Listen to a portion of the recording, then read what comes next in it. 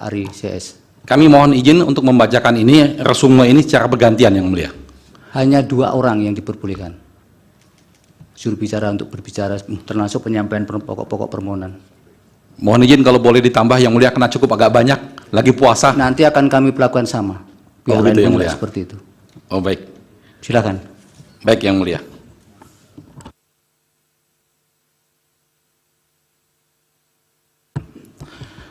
Baik, Yang Mulia. Kami akan menyampaikan ringkasan permohonan perselisihan pemilihan umum Presiden dan Wakil Presiden tahun 2024. Kami akan sampaikan diikuti dengan PPT dan video yang kami tayangkan. Bismillahirrahmanirrahim. Assalamualaikum warahmatullahi wabarakatuh. Salam sejahtera, selamat pagi buat kita semua. Yang Mulia Ketua dan segenap anggota Majelis Hakim Mahkamah Konstitusi. Sebelum kami menyampaikan permohonan ini, izinkan kami membacakan satu ayat Al-Quran yang dipasang pada pintu gerbang Fakultas Hukum Universitas Harvard yang terjemahannya berbunyi, "Wahai orang-orang yang beriman, jadilah kamu penegak keadilan dan saksi karena Allah, walaupun kesaksian itu memberatkan dirimu sendiri, ibu bapakmu atau kerabatmu. Maka janganlah kamu mengikuti hawa nafsu karena ingin menyimpang dari kebenaran." An-Nisa 135.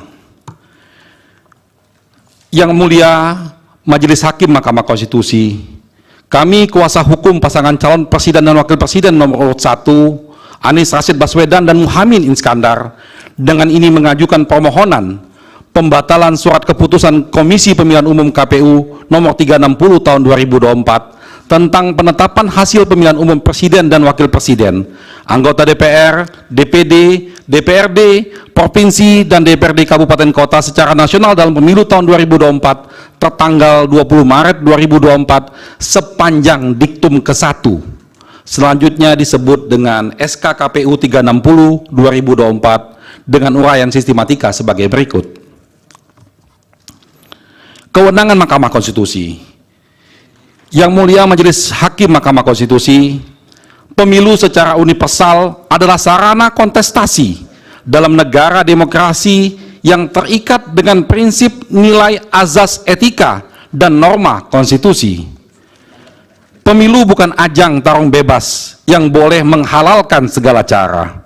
Begitupun di Indonesia, pemilu secara konstitusional harus dilaksanakan dengan azas langsung, umum, bebas, dan rahasia, serta jujur dan adil, sebagaimana diatur dalam pasal 22E ayat 1 Undang-Undang Dasar Republik Indonesia tahun 45. Pelanggaran terhadap azas-azas tersebut berarti pelanggaran serius terhadap norma konstitusi. Azas bebas dimaknai bahwa pemilih menggunakan suaranya secara bebas berdasarkan hati nurani. Tidak boleh ada intervensi dan intimidasi dalam bentuk apapun. Azas rahasia berarti pilihan pemilih tidak bisa diketahui pihak lain, sehingga hasil pemilu tidak dapat diprediksi. Sementara azas jujur mensyaratkan bahwa penyelenggaraan pemilu tidak boleh ada kecurangan dan rekayasa.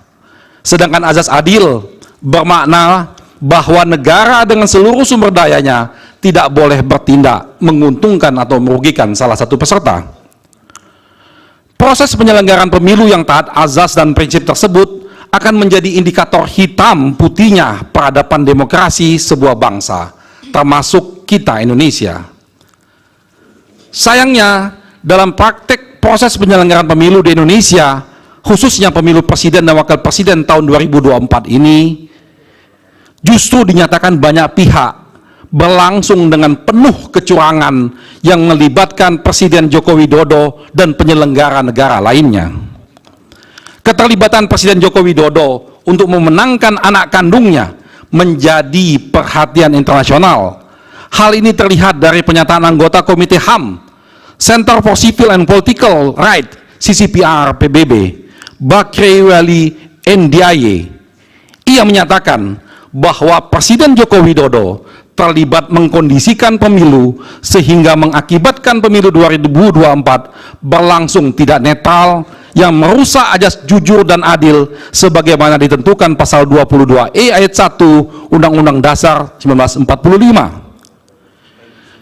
Tiga hal penting yang menjadi perhatian serius dari Bakri Wali NDI.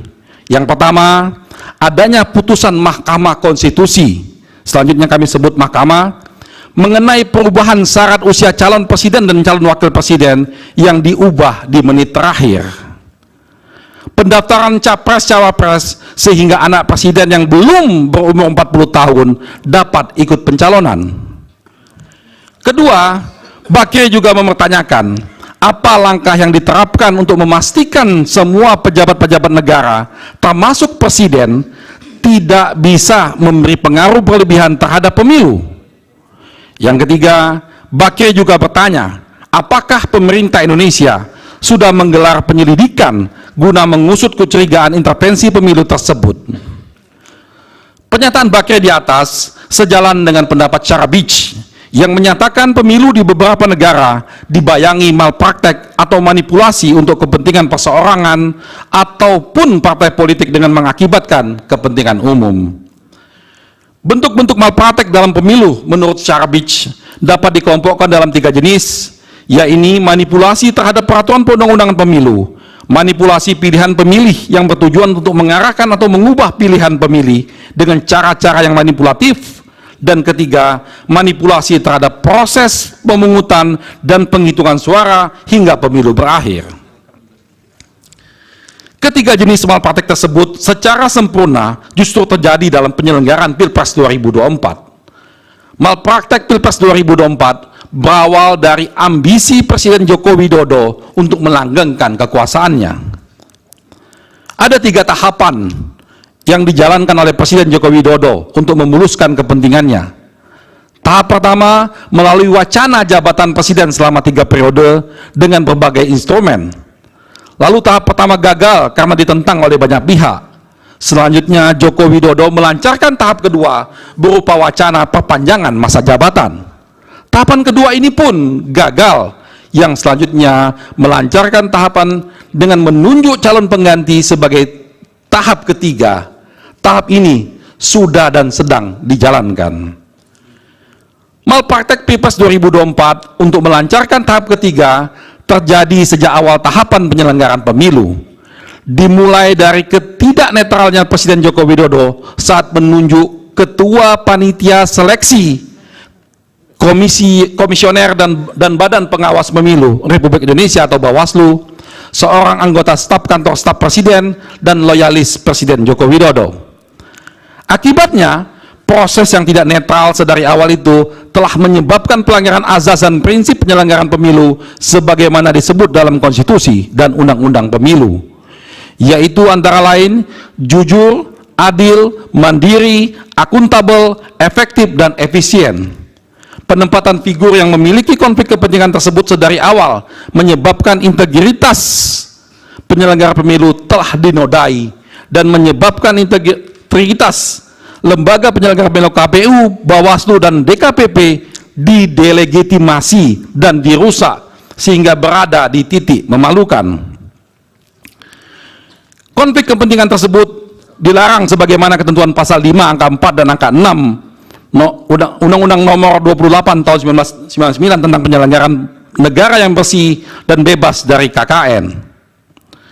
Penempatan orang-orang presiden atau all president men dalam lembaga penyelenggaraan pemilu baik KPU, Bawaslu, dan DKPP selain memperlihatkan tindakan yang tidak jujur dan tidak adil, juga memperlihatkan betapa tidak profesionalnya presiden dalam mengelola negara, dan semua hal itu juga bertentangan dengan azas dan prinsip penyelenggaraan pemilu. Selain menempatkan orang presiden dalam menyeleksi penyelenggara pemilu, Presiden Joko Widodo juga memanfaatkan para pembantunya di kabinet dan aparatur kekuasaan lainnya untuk menggerakkan jajaran birokrasi, pejabat kepala daerah, kepolisian, dan Tentara Nasional Indonesia, hingga aparat pemerintah di level terendah seperti kepala desa dan perangkat desa. Mereka dikooptasi dan digerakkan untuk pemenangan paslon 02, yaitu Prabowo Subianto dan Gibran Rakabuming Raka yang merupakan anak dari Presiden Joko Widodo. Keseluruhan tindakan aparat dan aparatur di atas menyebabkan terjadinya the violence of election, dan pada tingkat yang paling mengenaskan telah memicu terjadinya brutality democratic process. Pada situasi tersebut, program dan kebijakan pemerintah dibajak.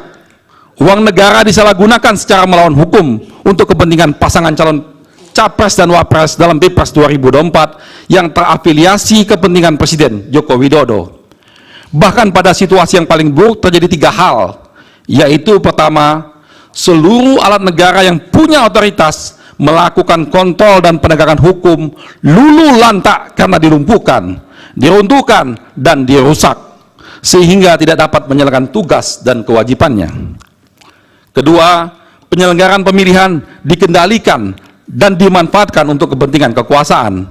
Serta ketiga, partai politik sebagai instrumen penting dalam melakukan kontrol terhadap jalannya kekuasaan presiden diperangkap, dijinakkan, diancam dengan kriminalisasi kasus hukum, sehingga menjadi tidak independen, tidak akuntabel, dan tidak efisien, sehingga tidak dapat secara optimal menjalankan kewenangannya. Mensikapi tragedi dalam proses elektoral di atas, negara memiliki peradilan konstitusi untuk menegakkan supremasi konstitusi yang dicabik-cabik oleh perilaku curang dan menyimpang. Fungsi tersebut diperankan oleh Mahkamah Konstitusi sebagai the guardian of constitution. Hal ini didasarkan kepada pasal 24C ayat 1 Undang-Undang Dasar 45, pasal 10 ayat 1 Undang-Undang Nomor 24 tahun 2003, pasal 29 ayat 1 Undang-Undang Nomor 48 tahun 2009, pasal 474 ayat 1 Undang-Undang Pemilu. Berdasarkan uraian di atas, Mahkamah Konstitusi berwenang memeriksa dan memutus perselisihan tentang hasil pemilihan umum. Diberikannya kewenangan bagi Mahkamah Konstitusi untuk memutus perselisihan tentang hasil pemilu bertujuan untuk menegaskan Indonesia sebagai negara hukum. Negara hukum mengandung pengertian bahwa pelaksanaan kekuasaan pemerintahan negara didasarkan pada hukum dan konstitusi serta menjunjung hak asasi manusia. Peristiwa, fakta, dan bukti-bukti pada poin 9-13 di atas hadir secara faktual, intensif, terkendali, dan terorganisir, nyaris tanpa jeda di dalam proses penyelenggaraan pemilu di 2024. Keseluruhan problema yang terjadi dalam setiap proses penyelenggaraan pemilu 2024 ini tersaji dan dihadirkan di hadapan yang mulia Majelis Hakim Konstitusi sesuai permohonan perselisihan hasil pemilihan umum yang kami ajukan. Setiap hakim konstitusi secara pribadi dan masing-masing mempunyai tanggung jawab, bukan alang-kepalang, megah dan agung yang kelak dipastikan akan direkam pada catatan dalam cetak biru jejak digital sejarah dan peradaban bangsa. Pada persidangan Mahkamah atas kasus PHPU Pilpres, publik akan menilai dan meyakini apakah Mahkamah sebagai pengawal konstitusi akan memeriksa dan memutus perkara dengan memperhatikan secara sungguh-sungguh unsur paling substantif dalam proses pemilihan umum, yaitu berupa ditegakkannya azas dan prinsip di dalam proses election dan demokrasi yang diatur dalam Undang-Undang Dasar 1945. Tidak hanya sekedar memeriksa sengketa hasil suara saja. Dalilnya sangat jelas. Hasil suara Pilpres yang dipengaruhi oleh proses penyelenggaraan Pilpres yang mengabaikan azas dan prinsip pemilu, maka dipastikan akan memproduksi hasil kecurangan. Result never betrayed its process. Kecurangan dan pelanggaran pemilu yang melibatkan penyelenggara negara dan penyelenggara pemilu sangat berpengaruh terhadap perolehan suara dan rekapitulasi penghitungan suara bagi masing-masing pasangan calon.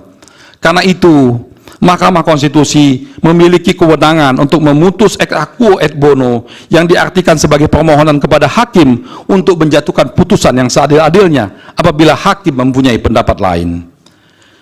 Karena sifatnya sebagai peradilan konstitusi, Mahkamah tidak boleh membiarkan aturan-aturan keadilan prosedural atau procedural justice memasung dan mengesampingkan keadilan substantif justice, karena fakta-fakta hukum telah nyata merupakan pelanggaran konstitusi. khususnya pasal 22E ayat 1 Undang-Undang 1945 yang mengharuskan pemilu dilakukan secara demokratis dan tidak melanggar azas-azas pemilihan umum yang bersifat langsung, umum, bebas dan rahasia, jujur dan adil. Satu prinsip hukum dan keadilan yang dianut secara universal menyatakan bahwa tidak seorang pun boleh diuntungkan oleh penyimpangan dan pelanggaran yang dilakukannya sendiri, dan tidak seorang pun boleh dirugikan oleh penyimpangan dan pelanggaran yang dilakukan oleh orang lain. Dengan demikian, tidak satu pun pasangan calon pemilihan presiden yang boleh diuntungkan dalam perolehan suara akibat terjadinya pelanggaran konstitusi dan prinsip keadilan dalam penyelenggaraan pemilihan presiden. Mahkamah perlu menciptakan terobosan guna memajukan demokrasi dan melepaskan diri dari kebiasaan praktik pelanggaran terukur seperti perkara akuo. Sejak putusan Mahkamah nomor 55 PUU 17/2019 tanggal 26 Februari 2020, khususnya subparagraf 3.15.1 yang diambil alih sebagai pertimbangan hukum dalam putusan Mahkamah nomor 85 PUU 20/2022 tanggal 29 September 2022 pada subparagraf 3.19 halaman 39-40, Mahkamah menegaskan berdasarkan pertimbangan hukum tersebut dengan menggunakan original intent perubahan Undang-Undang 1945, Mahkamah telah menegaskan bahwa tidak terdapat lagi perbedaan rezim pemilihan. Selanjutnya pada subparagraf 3.19 putusan nomor 85 PUU 20/2022 tanggal 29 Desember 2022 halaman 40, Mahkamah menegaskan menimbang bahwa tafsir atas Undang-Undang 45 yang tidak lagi membedakan antara pemilihan umum nasional dengan pemilihan kepala daerah secara sistematis berakibat pula pada perubahan penafsiran atas kewenangan Mahkamah Konstitusi yang diatur dalam pasal 24C ayat 1 Undang-Undang Dasar 1945. Pasal 24C Undang-Undang Dasar 1945 menyatakan bahwa Mahkamah Konstitusi berwenang mengadili pada tingkat pertama dan terakhir yang putusannya bersifat final untuk salah satunya memutus perselisihan tentang hasil pemilihan umum. Selanjutnya makna konstitusional yang demikian diturunkan dalam berbagai undang-undang yang terkait dengan kewenangan Mahkamah Konstitusi, terutama undang-undang kekuasaan kehakiman. Norma demikian pada akhirnya harus dipahami bahwa perkara perselisihan hasil pemilihan umum yang diadili oleh Mahkamah terdiri dari pemilu untuk memilih presiden dan wakil presiden, memilih anggota DPR, memilih anggota DPD, memilih anggota DPRD baik provinsi, kabupaten maupun kota, serta memilih kepala daerah provinsi, kabupaten maupun kota. Izin dilanjutkan Yang Mulia.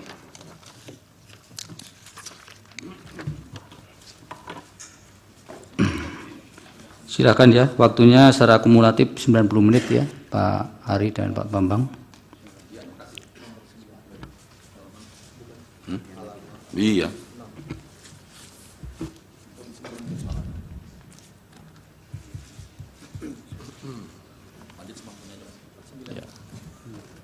Terima kasih Majelis Hakim, karena perubahan